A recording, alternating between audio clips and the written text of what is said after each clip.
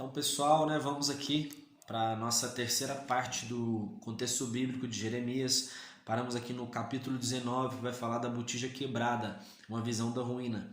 E acontece que Deus vai ordenar a Jeremias para ele poder ir comprar uma botija de barro de um oleiro.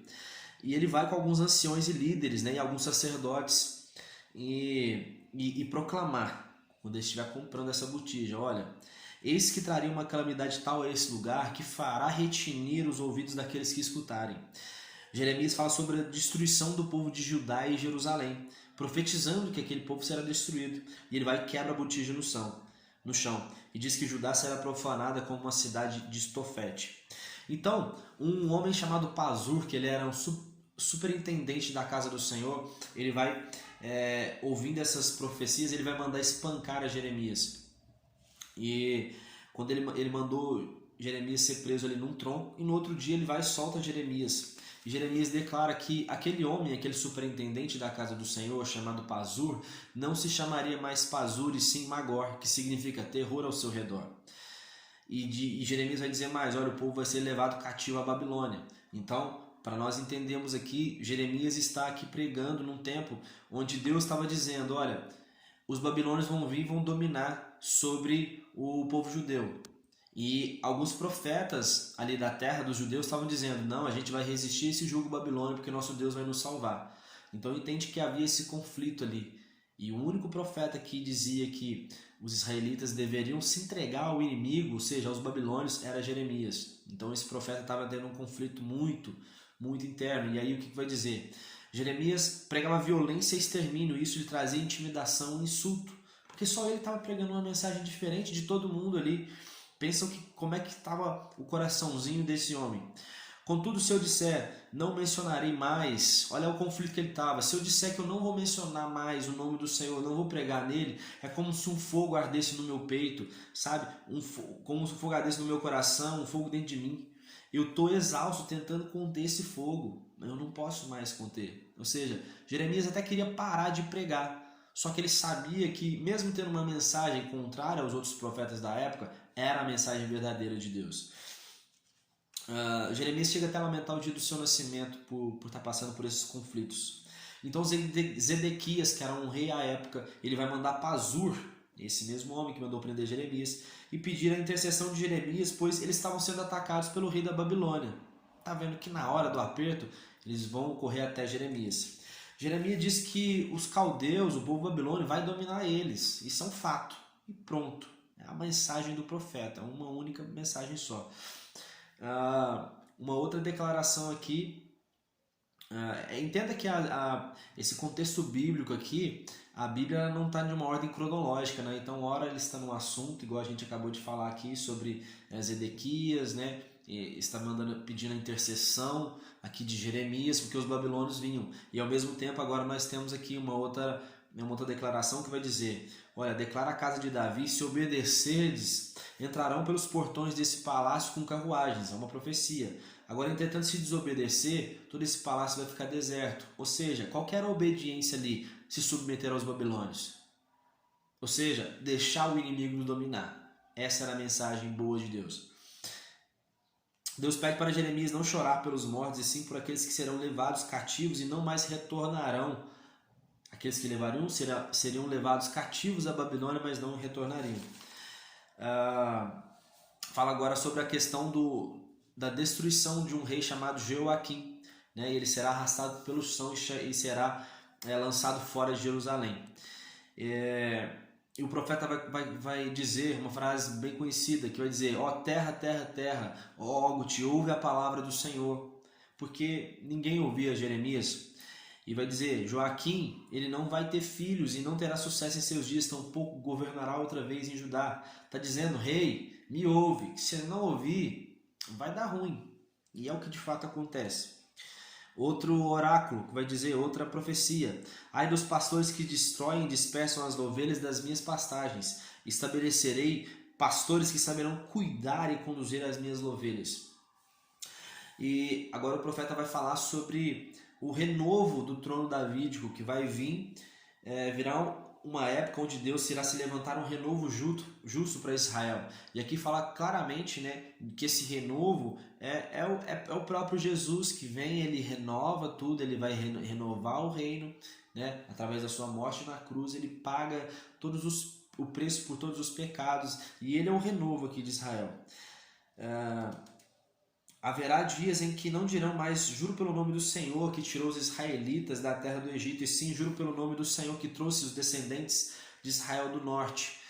Tão violento foi esse cativeiro ali para os israelitas, né? Então eles vão esquecer que o Egito, sabe, o Egito foi muito ruim para o povo judeu, mas o cativeiro babilônico foi tão quanto o cativeiro aqui, né, do Egito, no Êxodo, que nós vemos, né, no livro de Êxodo.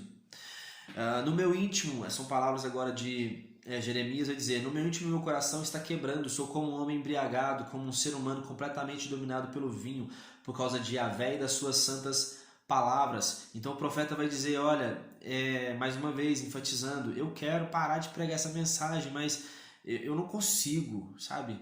Eu sou como um bêbado, embriagado com essas palavras que Yahvé me disse, eu tenho que falar elas. E ele vai dizer que havia tanta coisa de errada ali, né? A terra estava contaminada, os profetas cometiam adultérios, mentiam e falavam de visões que vinham dos seus próprios corações, pregam uma mensagem que Deus não havia entregado. Então, o profeta ficava muito indignado com isso. Agora Jeremias ele vai ter uma visão de 2 cestos. E ele viu 2 cestos diante do templo do Senhor. Um cesto tinha figos bons e o outro tinham figos amargosos.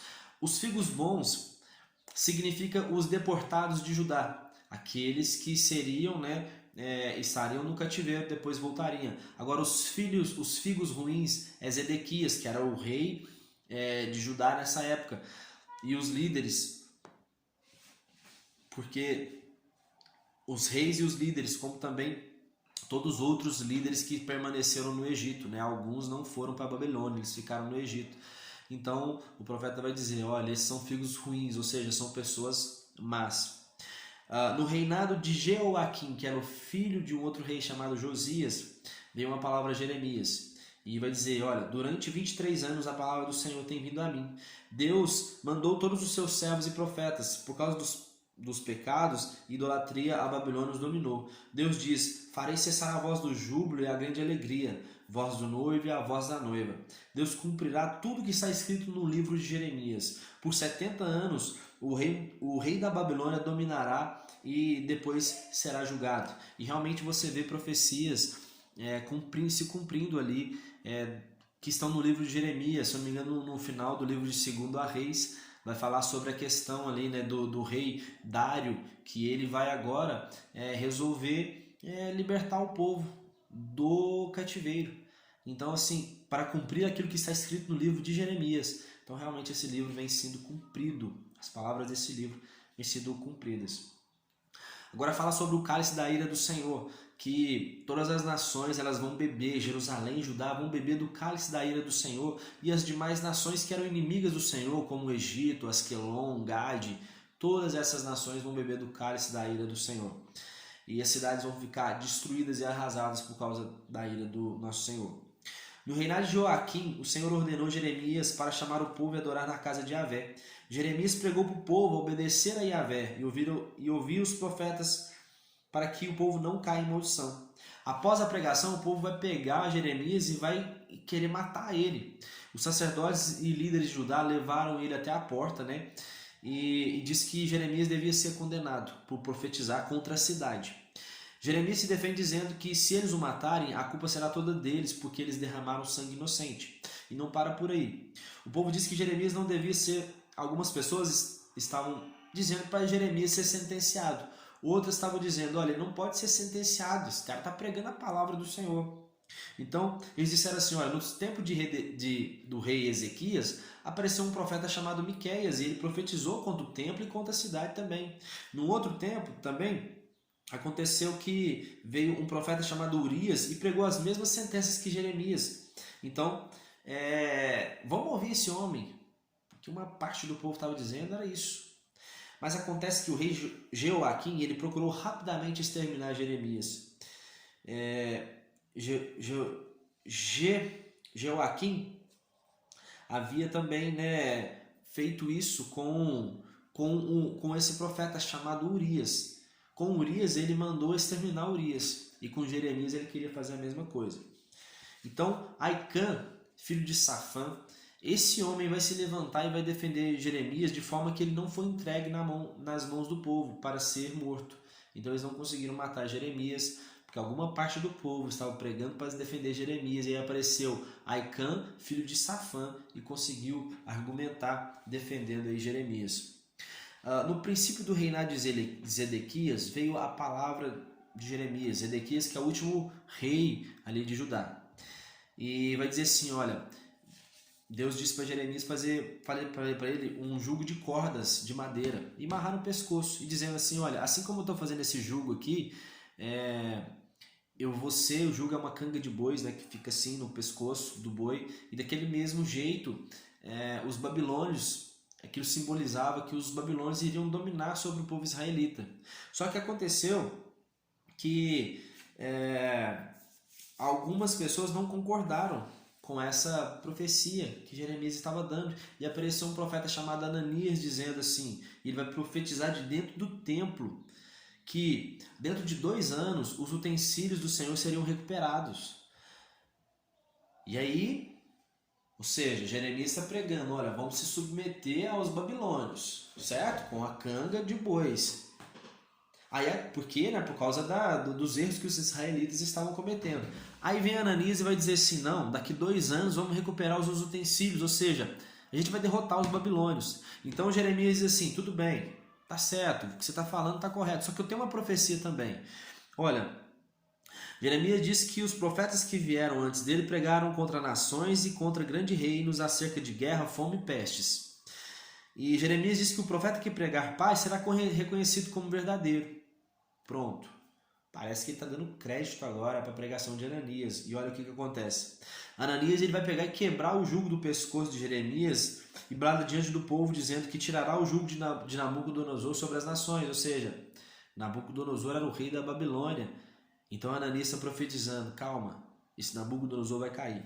E aí, após o profeta Ananias fazer isso, Jeremias ele vai pregar e ele vai profetizar dizendo, Ananias, você quebrou um jugo de madeira e agora você vai ter que quebrar um jugo de ferro. Então Deus colocou um jugo de ferro sobre as nações para que se sujeitem a Nabucodonosor. A ordem era essa, se sujeitar a Nabucodonosor, o rei da Babilônia.